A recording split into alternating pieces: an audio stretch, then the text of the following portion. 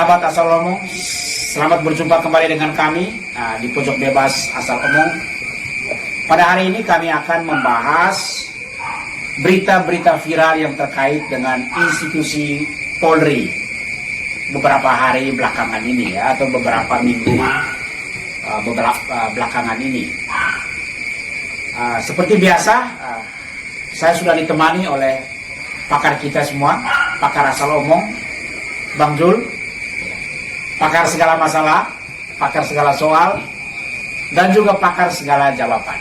Mudah-mudahan soal yang akan kita bicarakan pada hari ini mendapat jawabannya dari Bang Pakar ini. Tapi sebelumnya kami berdoa kepada sahabat Asal Omong dimanapun Anda berada, semoga kalian semua dalam keadaan bahagia. Karena katanya struktur dasar kehidupan kita itu adalah kebahagiaan. Dan kebahagiaan itu kita sendirilah yang memilihnya. Kita yang menentukannya, kita yang menciptakannya. Nah, orang yang bahagia lalu di atasnya pasti dia sehat. Nah, di atas kesehatan itu pasti mimpi Anda akan tercapai. Bang Jul, ada beberapa berita menarik ya yang berkaitan dengan institusi Polri akhir-akhir ini. Kita sebut saja bahwa cobaan terhadap institusi kepolisian Republik Indonesia di bawah kepemimpinan Jenderal Listio Sigit Prabowo. Beberapa di antaranya Bang Jul, pertama itu saya angkat itu tentang mulai dari daerah wisata super premium Manggarai Barat, Labuan Bajo ya. Seperti yang viral diberitakan di media-media online lokal dan juga nasional, yaitu Polres Manggarai Barat menangkap Bang, lalu menetapkan dan menahan 21 orang dalam kasus sengketa tanah Bolomori. Ya. Sampai sekarang, ya, baik tersangka maupun pengacara masih bingung. Saya baru dengar juga berita begini ya, mereka bingung kesalahan apa yang telah mereka lakukan. Dan kebingungan mereka itu mendapat legitimasinya karena 2 kali berkas yang diajukan oleh Polres Manggarai Barat itu ditolak oleh Kejaksaan Negeri Labuan Bajo. Dan menurut berita, kasus itu diambil alih oleh Kejaksaan Tinggi di Kupang. Nah, terhadap kasus ini pengacara sudah melaporkan ke Propam Mabes Polri, dan Propam Mabes Polri menurut berita yang ada juga sudah turun ke Labuan Bajo untuk melakukan investigasi, atau dengan bahasa yang lebih lebih populer, kasar sedikit, mungkin memeriksa Kapolres Manggarai Barat ya. Itu kasus yang pertama. Artinya bahwa ada masalah di sana. Lalu kemudian yang kedua yang menjadi viral juga dalam 1-2 hari terakhir ini Bang Jul, ya Bang Pakar, Kapolsek Perigi ya, di Sulawesi Tengah memperkosa seorang anak yang ayahnya ditahan di Polsek. Jadi dia merayu, membujuk anak itu untuk bersetubuh dengan dia dengan janji ayahnya akan dibebaskan. Bayangkan, saya masih belum bisa paham dan saya tidak mengerti kok bisa begitu ya. Lalu yang ketiga, di Tangerang seorang polisi men-smackdown seorang demonstran. Ya kemungkinan ini ya polisinya sering nonton acara smackdown ya di TV ya. Kemungkinan ya kita tidak tahu. Mungkinnya juga masih muda. Ya. Darahnya masih panas. Lalu kemudian di Sumatera juga seorang pedagang kecil, saya sebut saja pedagang kecil, ditetapkan sebagai tersangka padahal dia adalah korban pemerasan preman. Korban pemerasan preman ya. Dari korban pemerasan preman, ibu itu digebukin sampai dirawat di rumah sakit. Begitu Pak. Nah saya melihat peristiwa-peristiwa seperti ini itu tidak berdiri sendiri. Bukan sebuah peristiwa individual atau peristiwa yang dilakukan oleh oknum-oknum tertentu. Saya melihat peristiwa-peristiwa ini bagian dari satu sistem yang disfungsi, tidak berjalan dengan baik. Mungkin perekrutan anggota polisi tidak berjalan bagus, atau sistem promosinya tidak berjalan bagus. Tetapi itu menurut saya Bang. Jadi Tidak tahu menurut Bang Pakar. Silakan Bang Pakar. Ya. Yang menarik seperti apa yang Bung Ardi katakan, bahwa ini bukan kesalahan personal, karena personal itu Personal Bang, ya, bukan solar. karena personal itu ada kaitannya dengan institusinya. Nah, melihat kasus yang berentet-rentet seperti ini, saya melihat sebenarnya proses pembinaan dan pengkaderan di Kepolisian Republik Indonesia itu sangat bagus.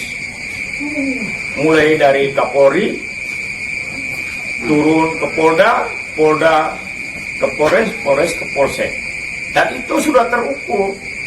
Di Polsek berapa anggotanya, berapa kanitnya, begitu juga di Polres, begitu juga di Polda. Nah, yang menjadi persoalan menurut saya bahwa mungkin perekrutan, proses perekrutannya mungkin ada kendala. Karena kalau kita melihat jenjang dan strukturnya itu sangat rapi. Sangat rapi sampai tingkat paling bawah, sampai tingkat polsek. Di polsek saja itu ada kapolseknya, ada wakapolseknya, ada beberapa kanitnya. Ya, dia punya anggota. Nah, sebenarnya kan gampang dimonitor oleh kapolseknya. Ya. Nah, begitu pula di tingkat polresnya, sebenarnya semua bisa diawasi dengan baik. Tapi masalahnya begini Bang, yang saya lihat sekarang itu misalnya Kapolsek ya, dia bisa menjadi tuan kecil di wilayah Kapolseknya Bang. Nah itu tadi Di Kapolres dia menjadi tuan kecil di situ Bang. Nah, Sehingga mereka bisa ya dalam bahasa saya mungkin bisa melakukan saja apa yang mereka maui, apa yang mereka berpikir bahwa masyarakat tidak paham hukum dan lain sebagainya, sehingga mereka melakukan tindakan-tindakan yang sekarang akhir-akhir ini membuat Jenderal Kapolri itu sangat marah. Dan bahkan hari ini di Twitternya ya, kemarin dia mengatakan bahwa polisi yang melanggar hukum itu langsung ditindak, dipecat, dipidanakan, jangan lama-lama. Dan bahkan dia bilang begitu. Kembali ke soal tadi, ini persoalan soal perekrutan dan pengkaderannya tidak berjalan dengan baik, sehingga orang berlomba-lomba seperti tadi yang atau jangan-jangan untuk menjadi Kapolsek, untuk menjadi Kapolres juga proses rekrutmen jenjangnya ya diduga pakai paranormal mungkin ya Bang. Diduga bisa pakai cara-cara cara-cara tidak bisa dilihat kan Bang. Cara-cara kasat mata. Yang tidak bisa dilihat di mata gitu. Tapi yang pasti bahwa memang ini jadi PR yang besar bagi Kapolri yang sekarang.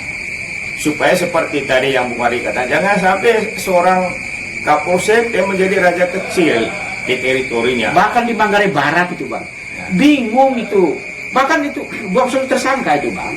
Mereka tidak mau dikeluarkan dari tahanan. Dia bilang biar kami di tahanan, tapi buktikan bahwa kami salahnya apa. Saya juga baru pertama kali dalam hidup saya mendengar tahanan tidak mau keluar dari tahanan. Itu menarik itu saatnya bahwa mereka betul-betul yakin bahwa mereka tidak paham mengapa mereka ditahan gitu. Ya, kalau soal itu kembali tadi seperti yang itu contoh aja Bang, contoh ya. Bung Ardi katakan. Ini soal rekrutmennya. Orang jadi Kapolsek, dia berpikir dia menjadi raja di teritorinya, ya kan? Orang jadi Kapolres, padahal sudah ada aturan mainnya yang jelas. Apalagi dengan Kapolri yang baru sekarang ini, mereka punya 2 kebijakan baru yang dilihat, yaitu presisi Ya. dan justice kolaboratif. Nah, ini harus mungkin bahwa ini apa yang disampaikan oleh Kapolri itu dengan teman-temannya itu bersifat elit, tidak sampai ke bawah. Jadi ini problem. Nah, ini pekerjaan berat buat Bapak Kapolri, bahwa apa yang Bapak sampaikan itu hanya bersifat elit, tidak sampai ke Polsek. Akhirnya seperti terjadi di mana-mana. Atau mungkin mental dari para pimpinan kepolisian, Polsek atau Kapolres ya, atau bisa jadi juga Kapolda, itu mentalnya itu mereka masih berpikir bahwa kesadaran masyarakat di bidang hak sipilnya itu masih belum, kesadaran masyarakat di bidang hak politiknya masih belum, kesadaran masyarakat di bidang hak sosial budayanya masih belum. Mereka berpikir seperti itu, sehingga mereka itu bisa seenaknya di wilayah kerja mereka masing-masing. Namun ternyata mereka keliru dalam soal itu. Kesadaran warga negara di bidang hak sipilnya, hak politiknya, lalu kemudian hak sosial ekonomi budayanya itu sudah menyebar luas, sehingga masyarakat langsung resisten, Bang, terhadap setiap tindakan-tindakan hukum mereka yang bertentangan dengan nilai-nilai hukum itu sendiri. Ya, kita berharap sih dengan Kapolri yang sekarang ini bisa merubah mental ya, mental itu yang kembali ke soal rekrutmen dan kaderisasi itu soal mental itu memang sangat-sangat rawan dan sangat fatal. Jadi ya ini kerja keras Kapolri yang sekarang supaya jangan sampai seperti yang terdengar tadi itu, jangan sampai ada raja-raja kecil di kepolisian juga di mana-mana di Republik ini, di polsek di mana-mana mereka jadi raja kecil di situ. Ini kita bicara soal mental. Ini jadi tanggung jawab besar dari Kapolri. Bagaimana mental orang-orang yang dia bina mulai dari atas sampai ke tingkat polsek itu harus mencerminkan bahwa mereka sebagai pengayom dan pelindung masyarakat.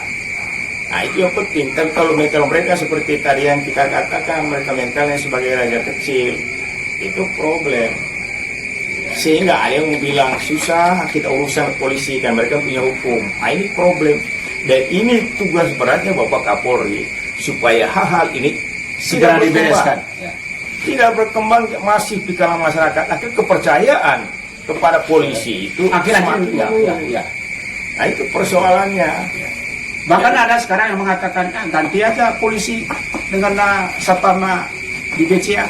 Kan viral juga hal-hal begitu ya. Tapi kita tidak harap begitu, Pak. Kita tidak harap begitu. Oh, kita sih tidak berharap ke sana. Kita tetap berharap ya. Kita tetap dari dulu Republik ini ada mereka cuma memang yang rakyat berharap pembinaan mental itu yang mental, spiritual, ideologi mereka lah. Bagaimana mereka sebagai pengayom, pelindung masyarakat, itu yang penting harus mereka sadarkan. Saya kira. Ya. Oke, terima kasih ya Bang Pakar. Dan sebelumnya selamat datang kepada senior pojok asal omong ini ya, observasi ya.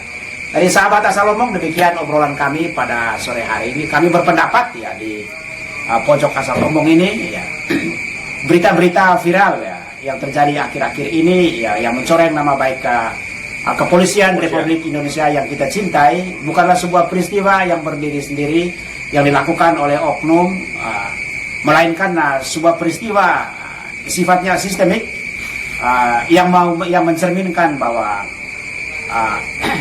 sistem-sistem yang ada mengalami disfungsi ya, tidak berjalan dengan baik, misalnya dalam perekrutan, dalam proses pendidikan, dalam proses pembinaan, pendampingan, dan lain sebagainya. Mudah-mudahan dengan peristiwa-peristiwa ini kita berharap 1-2 bulan ke depan, 1 tahun ke depan, dan untuk seterusnya kita akan selalu, warga negara akan selalu didampingi oleh polisi-polisi yang memiliki mental yang baik, yang sesuai dengan yang kita harapkan sebagai warga negara.